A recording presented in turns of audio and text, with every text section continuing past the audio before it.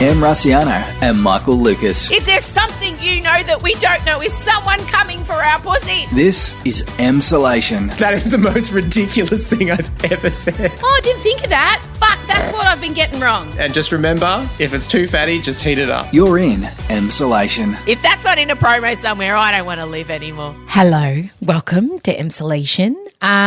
Look, if you're following me on social media, you may know that I've done my ankle. I'm not sure how badly I've done it. Can't put any weight on it.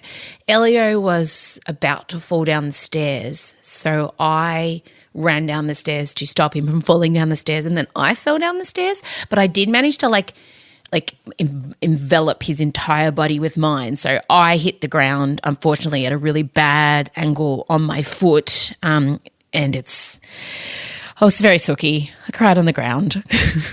Not a great look for me. Spent the weekend on the couch, and I can already tell my family is sick of looking after me, which makes I've spent a lifetime. Do you notice that? I think I've looked after them too well. I can see them rolling their eyes when I ask them for another drink of water. It's the worst though. I can't do anything, and you know that I'm a chronic doer. But I did kind of spend the weekend watching an amazing show, which Michael and I are going to touch on, Pen 15, which has inspired me to tell the most truly horrific thing that happened to me during high school that I've never told. I've never said it in stand-up. I didn't write it in my book. But watching this show has given me the confidence to share this horrific story. You'll hear that. But, I'm all right. Look, it's just I'm just a bit. I had terrible PMS on Friday. My PMS is so bad that I'm thinking about maybe, I don't know, I'm honestly considering a hysterectomy, something, because I'm not going to have any more kids, and I'm going to look into my options because I was just at my wits end. Like Michael got a midnight call. It was not good. Text messages, supportive text messages, everything was upsetting me. I was taking everything as a personal attack. And we don't talk about it enough. And I'm going to think back to how many fights I've had and bad decisions I've made because I wasn't really in touch with my hormones at that point in time. I didn't realise that I was not in a good place to be making decisions because I had such bad PMS. And I've only realised just how much my PMS has affected things in my life and my relationships and my job. I mean, don't get me wrong, there are some times where I was behaving like a dickhead, but I think the dickheadedness was heightened by my irrational hormones. Do you know what I mean? But I am going to the doctors today. I'm going to get a proper diagnosis, and because I was really getting into my running, you guys. I was really enjoying it. And now I don't know what I'm going to do to exercise. Just do some single leg squats or something. So Scott said do some push-ups. It doesn't help, but thank you. Obviously, look, we're going well. Cases were only at 5 today, and Dan had some easing of restrictions. I mean, I'm really happy for you if you've got primary school aged kids. God, you must be feeling so relieved. I get it. And I'm happy for you. Odette's in year 8, so she may not get to go back this term. We're waiting to see. God, I hope she does. She misses her friends so much. But, so we could be maybe looking at the last, hopefully, 3 weeks of these hardcore measures and then back to something more COVID normal. That's a new thing, COVID normal. I'm going to make this intro super short because, God, it's a longie today, you'll see on the runtime. So much has happened in the world of politics, Australian politics, US politics, and then I'm going to tell this tale from high school that it will take a while to get through. So I just wanted to get straight to it. I also wanted to let you know that my Drunk Histories episode has been moved to next Monday night, the 5th of October. It was meant to be on the last Monday night, but if you tuned in to watch, I wasn't there. I apologise for that. I didn't know Channel 10 changed the schedule and they didn't let me know, whatever. Why is that important? It's fine. I'm fine, guys. So, that'll be on next Monday night, I'm told, October 5th, but I will still be on the project on Thursday night. All right, let's get straight into it because, Jesus, there's a lot coming for you, okay? I know I say that every time, but there really is this time. All right, play the music.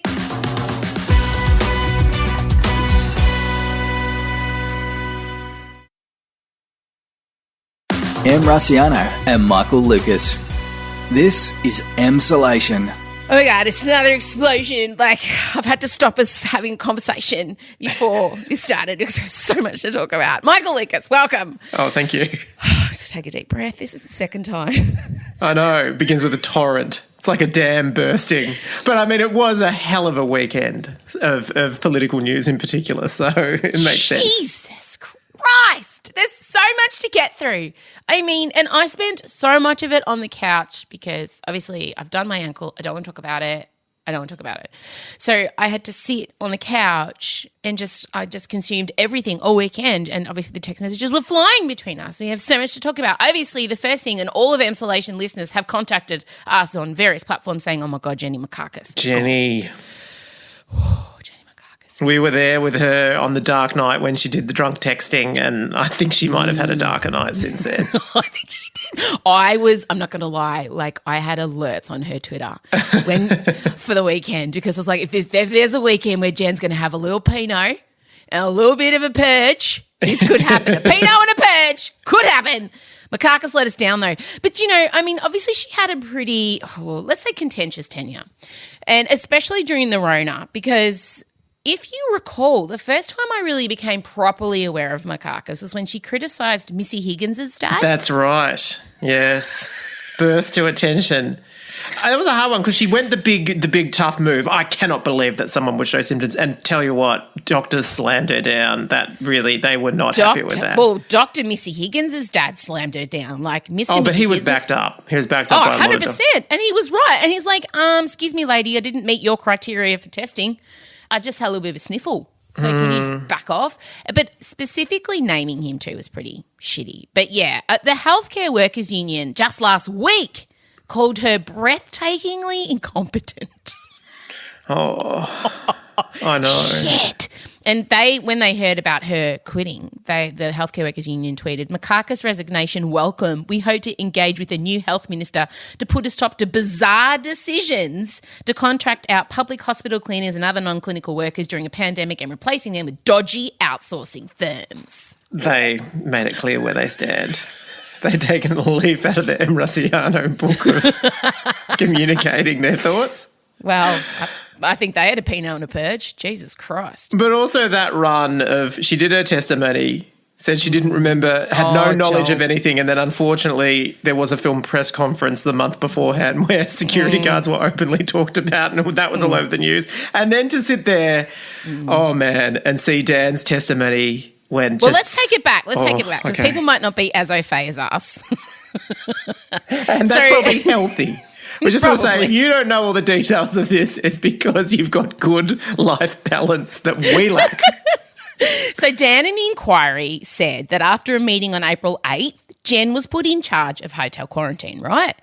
And then Jen's like, Sozboz, no, I wasn't actually aware that you guys were outsourcing the security staff until May. And then everyone's like, Jen, this was spoken about at the end of March at a presser you were at. Maybe Jen was tweeting. Maybe she was like not paying attention and missed the whole memo on private security guards taking over hotel quarantine. Maybe, standing at that. But it's so unfortunate, though, because they've got footage of that press conference and the guy's sort of talking about it, and then she just literally steps right up and takes the microphone right afterwards. So, I mean... She wasn't listening. She was pepping herself up. You know, before you do a performance, you like zone in on your own stuff. Like maybe she just wasn't listening. I do not know who made that decision. Look, I have an enormous amount of sympathy for just saying, I don't know how. I just missed it. I don't understand what happened. But yeah. Thankfully, in my case, me missing it hasn't ended in a huge lockdown for a state and over 700 deaths. It's really terrible. It's not good. And so Dan has obviously said all this stuff. Is like, look, she knew. And Jenny has resigned off the back of that, really pissed off with his evidence, and also saying that he threw her under the bus.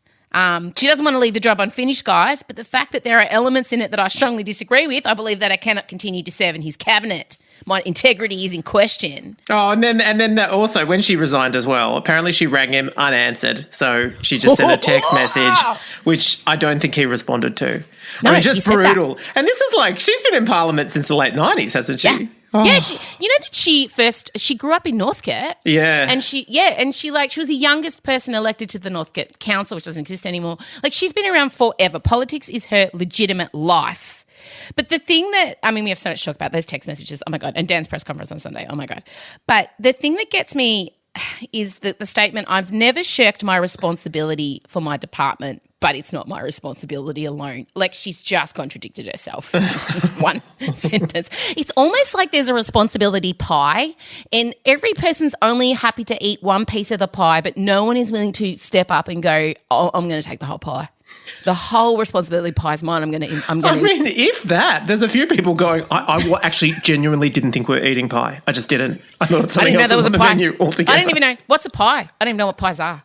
Can someone explain to me what a pie is? The whole thing for me, and I'm going to state this, and maybe this is wrong, and maybe I'm the only one who feels this way, I actually don't give a fuck about the one person who rubber stamped this. I don't care about all this money and time and resources they are wasting on trying to find the one person who rubber stamped it, and no one's willing to do it.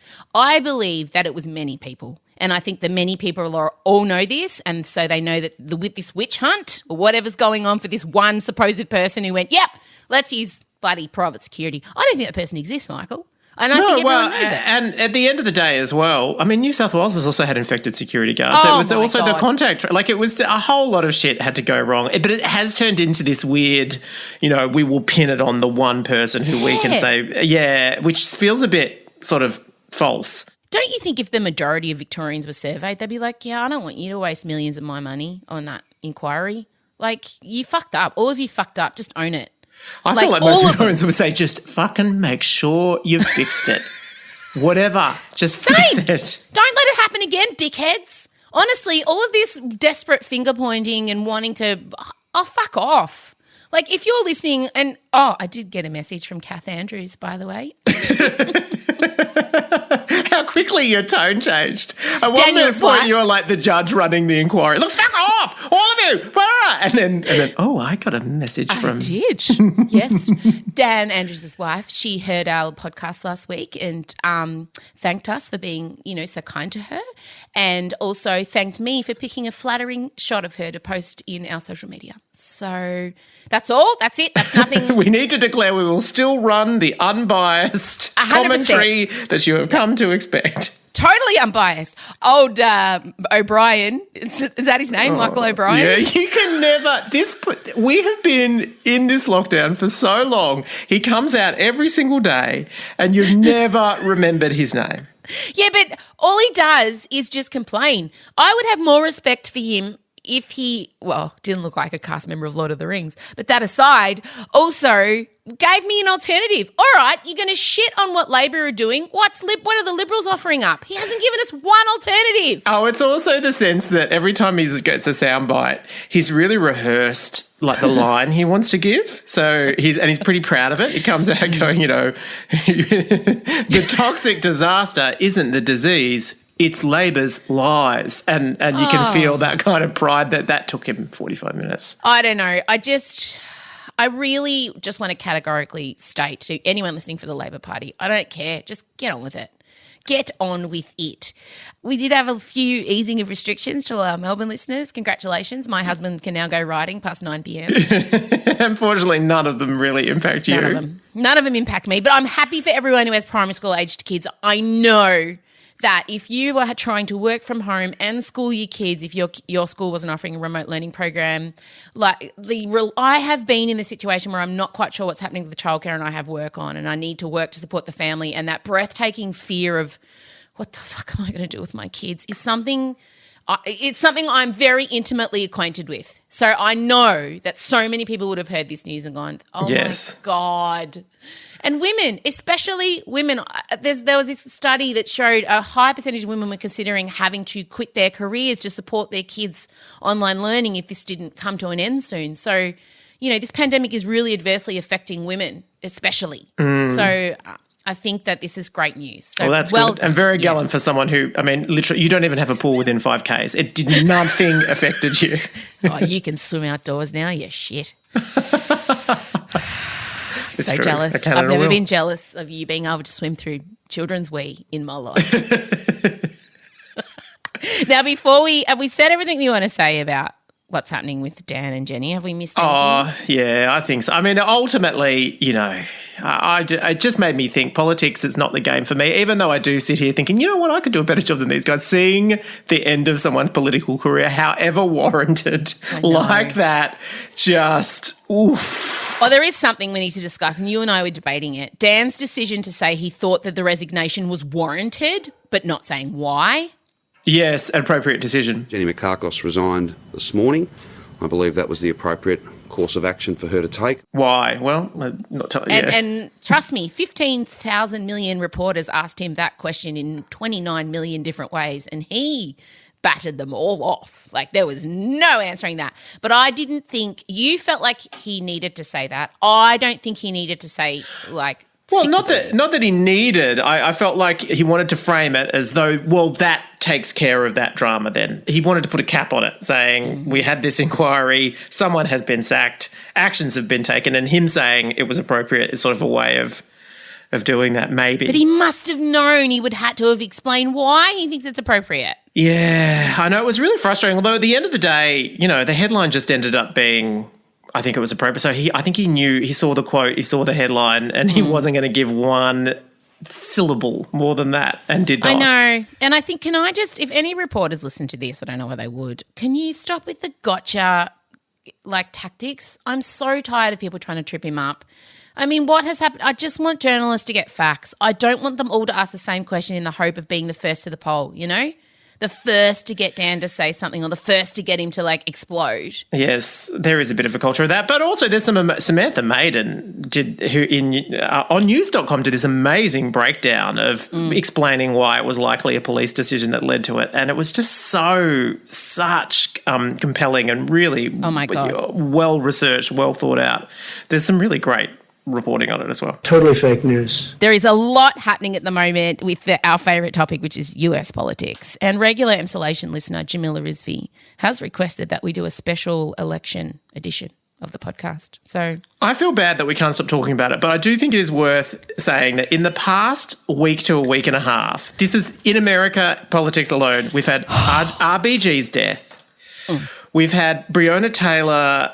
The verdict came in, no charges against the cops. No charges. We had them pass 200,000 dead in the pandemic. We had Trump decline to say that he won't accept the results of the election. We had him Unicorn of death prediction, thank you. RBG's replacement, and she's ultra-conservative. And then finally, just before we've gone to air, we haven't even been able to process it. All his tax returns have been released. This is just one little stretch of time. I don't know how anyone in America keeps their sanity. Well, I mean, it's just either way, there's going to be civil war. No matter what the outcome of this election, large numbers of Americans will not accept the winner, and there's going to be mass unrest. Democracy is on the line. This whole system that has been much, revered and loved and documented, the American justice, the political system, democracy, it is under attack. And let me tell you, the only way that this isn't going to end, because Trump has said any electoral result in which he isn't the winner, he's going to say is rigged, right? He's categorically said that. Unless he wins, it's rigged. Yeah. Amazing strategy, first of all. Wow. Oh, and he's going to have a legal case against it, which is going to go to the Supreme Court, which he's stacked with conservatives so that he can win it. It's terrifying. Correct. It's terrifying. Correct. So the only way for this to be something peaceful and okay is if Biden wins by a fucking landslide. It can be uncontestable. It has to be enormous. And the Democrats know that. They cannot be close in any way. Did you know that there are robocalls going out in the swing states dissuading people to vote early, saying that the mail system is rigged and they shouldn't trust it and you should go to the polls on the day? The robocalls going out in all the contested states. How is that legal? Oh, it's terrifying. It's absolutely terrifying.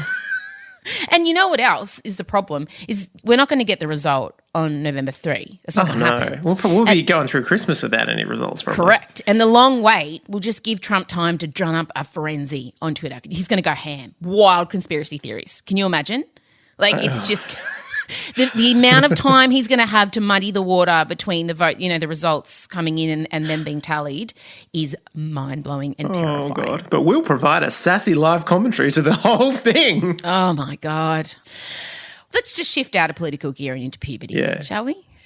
what I did spend the weekend doing, because I was on the couch, was smashing Pen 15 season 1 and 2, because it's a show that everyone I know said, Em, you have to watch this show. It was basically written out of your deep psyche.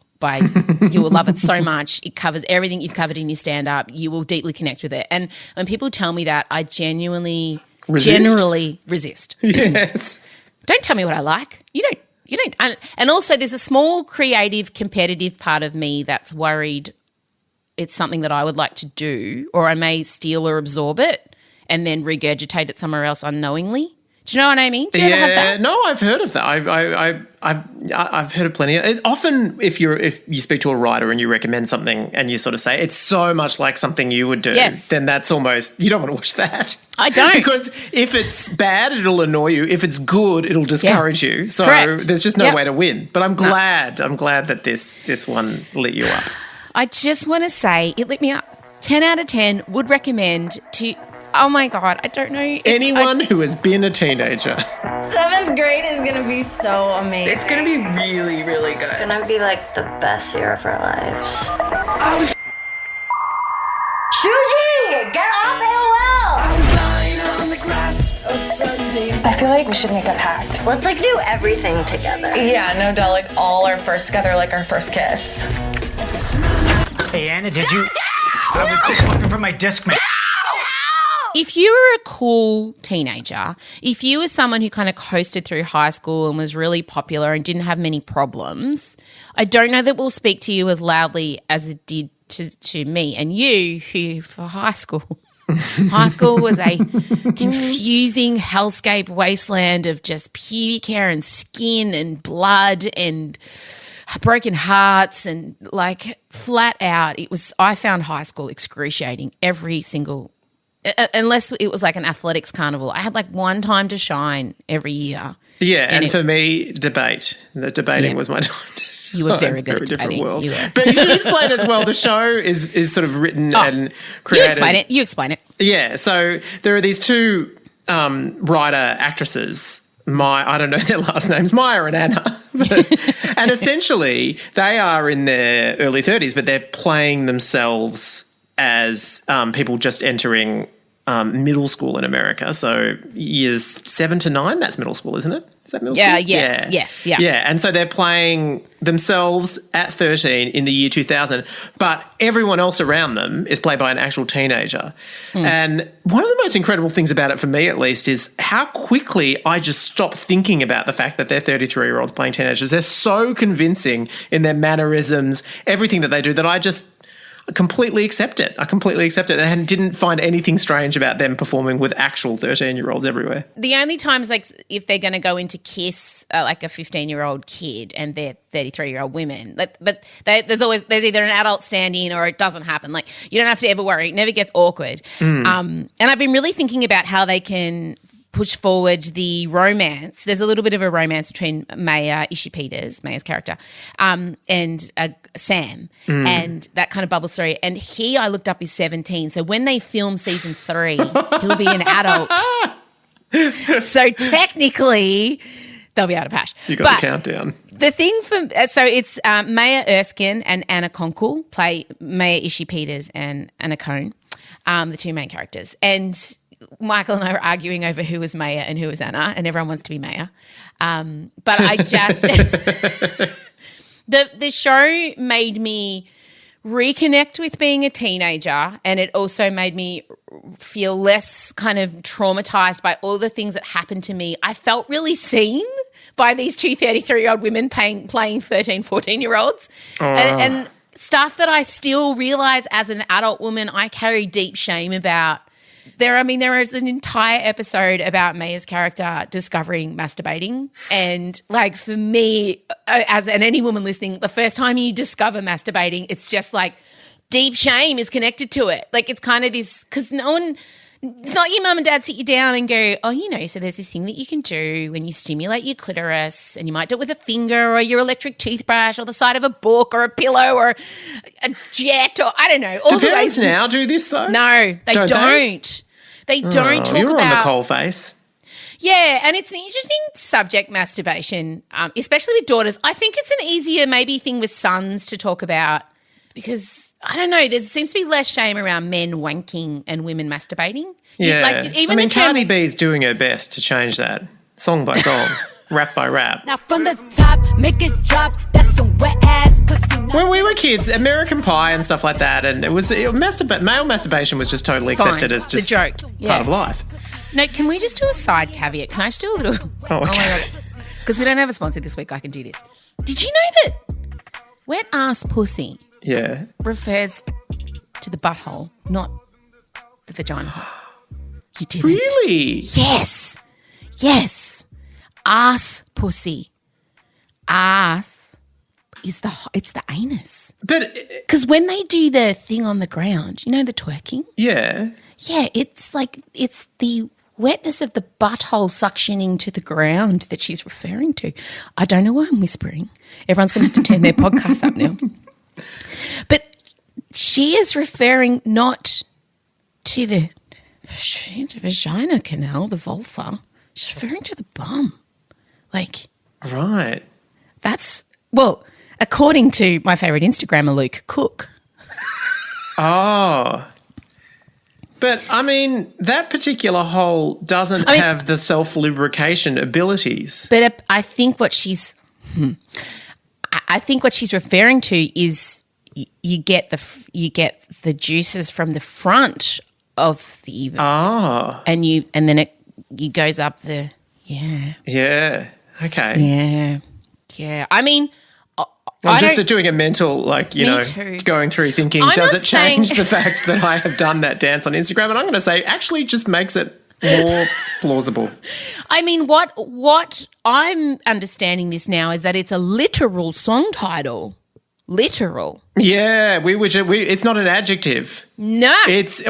We thought two words were adjectives. This is the nerdiest explanation. Yes, two no, you're adjectives right. and a Yeah, noun. I like where you're going. It's one Yeah, no. adjective and then a noun. And a noun. Yes. Ass pussy. But back into gross stuff. We are back No, into it's teenage fine. masturbation. Sure. So it's weird. So having daughters and having healthy conversations about masturbation is a strange frontier. And I admit it. I haven't crossed it. I haven't talked to them about it. We've watched things together where women are masturbating. I mean, not porn. I mean, like, like it's like a show for teenagers or a show, where women are self-pleasuring or talking about vibrators or whatever, like, weird teen things where that comes up. We've watched it together and there hasn't been like any embarrassment, I don't think. But yeah, it's a strange thing. So to watch a whole episode kind of celebrating and documenting a 13-year-old girl discovering masturbation, I found really freeing. I found it really, really freeing. And then there's a whole episode about a G-string. Oh, my God. Have you got to that one yet, the thong? No. Oh, I'm much earlier in this than When Maya and Anna realise their hot girl potential if they wear a G-string and they steal it from a friend. Oh, my God. And they argue over who gets to wear it each day. It's amazing. And I remember the first time I saw one of the hot girls from our year level wearing a G-string, and it was just like, and you know who it was too. Yeah, I certainly do. Yeah. But it also brought up an incident that happened for me that I feel brave enough to talk about now. Is this a teenage incident that you can still wake up at 3 o'clock in the morning and feel all the searing shame? Mm-hmm. But I just feel like I'm ready to talk about it. Okay. This is from the woman who was admitted she lost her virginity in an alleyway outside an Irish pub. So this is going to be good. Go. I just want to precursor it with, I felt so much shame about my body as a teenage girl. So much shame. And I even get a bit teary thinking about how hard I was on myself. And there was hair all over me. I was very muscular. I didn't get boobs till I was at least 17. Like, my period was a mess. It came at weird times. It was heavy.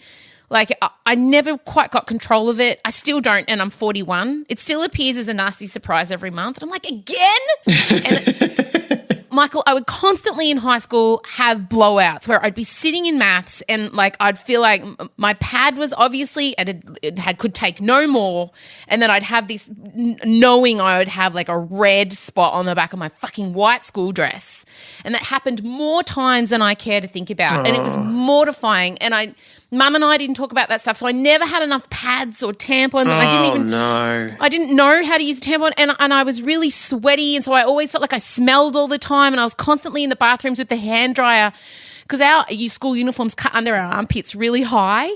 And I was always trying to get the wet patches because sweat was so embarrassing. You know, oh, my God, you can't have sweat patches on your uniform if you're a girl. And I was such a sweaty, anxious nerd sport, like pimpled, cold sores. I always had cold sores. I was the herpy queen because I was always anxious. It does help me to understand if I go back into my memories and I just filter over them or put in a little subtitle that says, she has explosive, unpredictable periods. It's sort of some of the sort of unease and edginess and sort of desperation in your eyes starts to make a bit more sense. Thank you.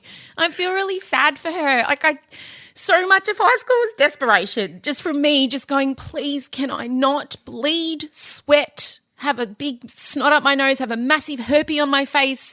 Can I please just have one day where I am normal? And it never came. It never came. But the one thing I had at high school was I was fucking good at sport. I was the best in the school at everything. And you were there. You can concur. You can support. I was this. at a very different end of the scale. And so my time to shine. And even though I was more of a land athlete, I still was very good at swimming. And the school sports swimming carnival in year 8, there was an incident that I'm going to talk about now. She's finally ready. She's grounded herself in your own time, Em.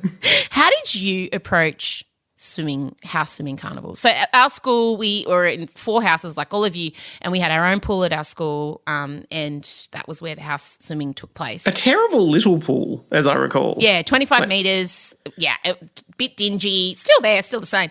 How did you, as a media nerd, non-sportos, curvy lady, approach? Curvy lady. It was the most horrific day in the calendar for me by far. And so it was always a question. I mean, obviously I would generally just fake being sick. That would be my main thing. But, of course, you can't do that every year. They sniff you out. So, and also the other tricky thing is I actually wasn't a bad swimmer. You could put me in a relay. Yeah, and you could float. I was buoyant. But... yeah, it was just this hideous. So, I mean, all I remember, and we were in tiny Speedos, tiny little green Speedos. Talk about the school standard issue. Talk about them. Explain them. Well, yeah, I mean, we had a sort of a dark green shade to all of our sports attire. And it was like, I mean, I suppose any competitive swimming has at that stage, unless you've got, I mean, fucking hell, I wish the Ian Thorpe swimsuit was available, then that would have changed my attitude. Same. I would never have had to worry about koala ears poking out the side of the tiny Speedo. It's just got to have been hairy with reckless abandon. I'm trying to shave the back of my neck. There was no generosity in the cut of these swimsuits, should I just say. But also the fabric was so thin. It was so thin. So you could clearly see. I mean, I have Speedos now and they have a solid thick double layer over any parts that you don't want too clingy. But back then, no. Oh my God. It was so – you could clearly make out nut a little bit of hemp sacks. cloth that was you could tell. Yeah, it was. It was like Adam and Eve time. Like a little loin situation with some green lycra was kind of thrown at our bodies. It was bad. And I would try to account for it by holding my towel as much as possible. Oh, yeah. Building up to the inevitable moment where you have to discard your towel to take the walk. And then I would just sort of arrange my arms in a kind of a... I must have looked like I was doing some sort of weird element of voguing or something to just sort of try and cover as many parts of your body that you're not comfortable with as possible. And I do remember once my good friend Megan looking at me and saying this, and it was good that she says this, she goes, by constantly holding your arms like that, you're actually drawing more attention to yourself. And she was right. Oh, my God. So... we are painting the picture of immense anxiety and angst from us. Yeah. But for me, it wasn't so bad because I had no fat on my body whatsoever. It was amazing I could muster up menstruation, to be honest. And so for me with the bathers, it was more I had little tent boobs. Like everyone else had really beautiful kind of round boobs. Not everyone else, but certainly there's some memorable ones that we all... No, but I felt like a lot of the girls went from flat-chested to kind of nice little half-cut ping pong balls, whereas mine were just like pointy witch's tits. I just had witch tits from 7 till 11. Like year 7 to year 11. It was the worst. And so for me, I was fine body-wise. It was the little tents that were pitched on the front of my chest under the fucking lycra. But anyway, it was fine. I was okay in the bathers. I was good at swimming. But of course, on the morning of house swimming, I got my period. And I had never used a tampon. Didn't really know how to use a tampon. Well, when you first get your period, I didn't get my period till year 8. I was 13. So hang on, this wasn't your first ever period. No. Like, but you'd used pads up until yeah. but you had to go swimming. Oh my God, you're in events. Oh yeah, this is horrific already. Yeah, because no one starts off. You don't start your maiden period voyage shoving a tampon up your vajouche. Oh my God, can you imagine how traumatic that would be? Like, no way. I was every girl, most girls. I think, well, I don't want to speak out of turn here, use pads for the first few goes. And also when you first get your period, it comes at weird times. You don't know when it's coming. There's no cycle for about a year. And so I'm like, I got a pad out and assessed if I could, but it looked like I was wearing like a sporting box, like a male box under the very thin lycra. So I couldn't put a pad in the swimsuit. And also the wings poked out on the underside of the swimsuit. So then I had to find a tampon in my house. And the only tampons that were in my house were super ones, like the big maxi ones. Because Jenny's obviously Jenny had a heavy flow. My mum. If you're listening, she won't care. And so I found myself a super tampon. And I didn't realise that super meant bigger. I thought it meant like super, like good. Like, really absorbent. Gets everything. Yeah. Will not let you down. I didn't know that there were small tampons available. Like I didn't know that you could get different sizes. So I just thought, okay, super perfect. So I just chucked it in my kit, chucked it in my bag, in my sports bag, and I wore a pad to school. And we went into the change room, got changed to the bathers, and I put the tampon, like I took the pad out and I put the tampon kind of in, but I didn't know that you're supposed to put it all the way up. So I kind of put it in and it was kind of poking out a little bit, like I had a little penis. So this is just awful. I didn't know what to do. I don't know that I can go on, but continue. Should I continue? Yeah. Okay. So the string, first of all I had to figure out what to do with the string. So I tuck the string up, between my bum cheeks.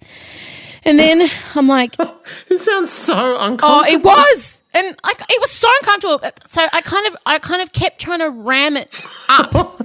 Like I got it up where I felt it was enough. And then I walked with my towel around me so no one could see my tiny tampon penis. And then the time came for my first event. And you wouldn't have gone any kind of halfway measure on the kicking, and you would go full effort. Well, the first event was breaststroke. So the action of the breaststroke legs, you can imagine what that does for that area. It doesn't keep it nice and tight. Oh, that's just like flow the water in, push it out. Flow it in, push it out. It's like if you wanted to invent an action to expel I can't believe I'm telling this story. This has plagued me for so long. Do you know how many stand-up shows I had the opportunity to tell this and I haven't? I've talked about explosive periods. I've talked about, having sex behind a pub. You needed a solid 25 years to pass a full quarter of a century. So I dived in and I reckon about 4 strokes in, the fucking thing fell out. And were you? No, but I could feel it. What was your awareness? I knew it was floating. I knew it was sitting now in the scoopy, in the part of the bathers, right? I knew it was sitting horizontal, no longer vertical. It was horizontal. So as I'm swimming, I'm trying to figure out what the fuck I'm going to do. And I decide. Also would have dragged you down a little bit. I imagine. Would not have been good for your water dynamics. Couldn't do a tumble turn. Because what the fuck? So I decided that I was going to, during the turn, try and maneuver it, figure out some way to get it in my hand. Oh, do a quick bait, switch and bait. Whoa, yeah. But But then what would you do with it when you get it in your hand? Oh, just clench my fist. Just breaststroke with a closed fist. I didn't think it through. As I was trying to maneuver the switch, it fucking fell out. It fell out.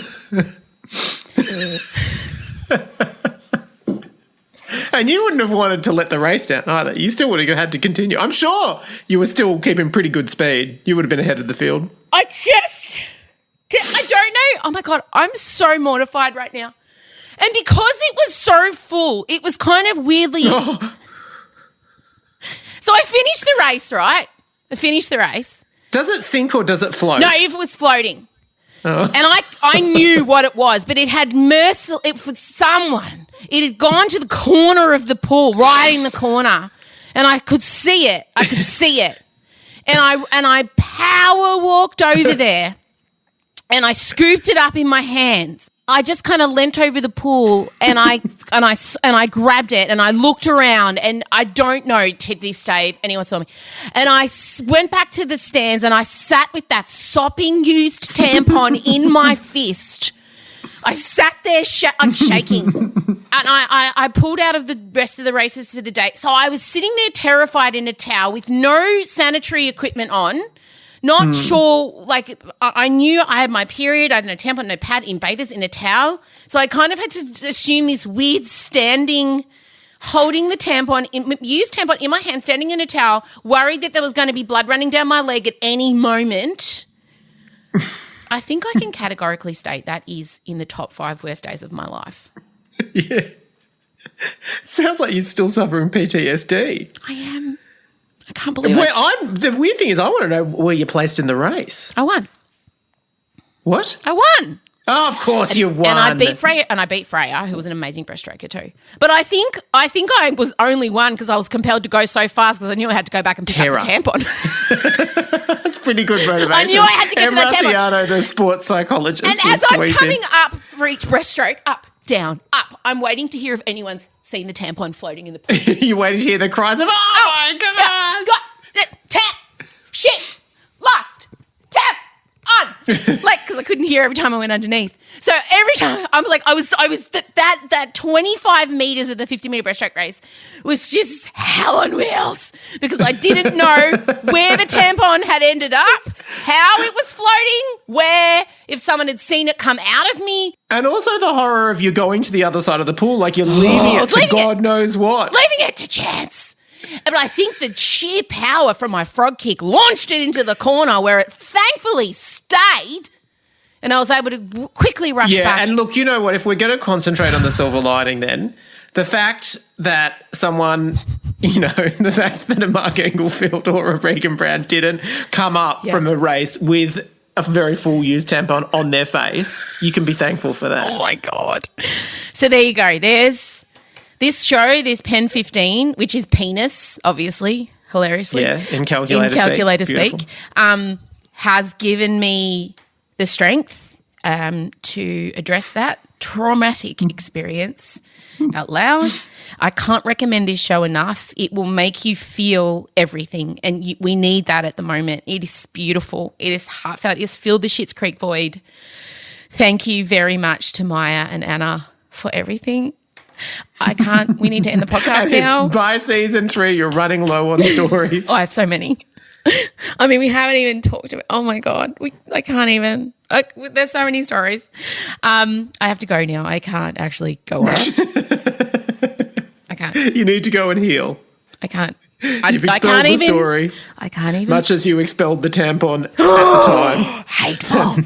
How dare you? I don't even know if this is going to make it out. I might edit this out of the podcast. I'll see how I'm feeling.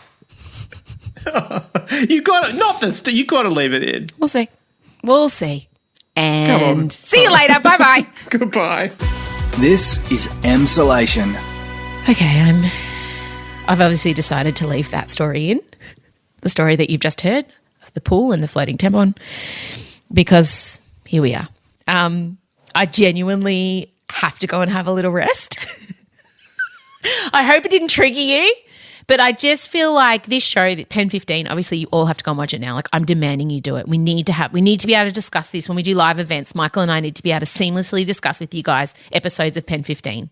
Just go and do it. You won't be sorry. But, you know, freaks stick together, guys. If you were awkward in high school, I see you and you see me, and here we are. It's all okay. Thanks so much for listening. We'll be back Thursday with another episode. And Dilemma Doctors, back again. Back again. On Friday, we'll be helping Janie. Her 14-year-old wants to have a very low-key party, and she's a theme queen, and she has other ideas. So that'll be on Friday's Dilemma Doctors. If you have a dilemma you'd like Michael and I to attack for you, email hello@mrussiano.com. It can be as petty as you want. The pettier, the better. All right, chat later in the week, guys. Look after yourselves. Remember to properly insert your tampons, and we'll speak soon. Bye.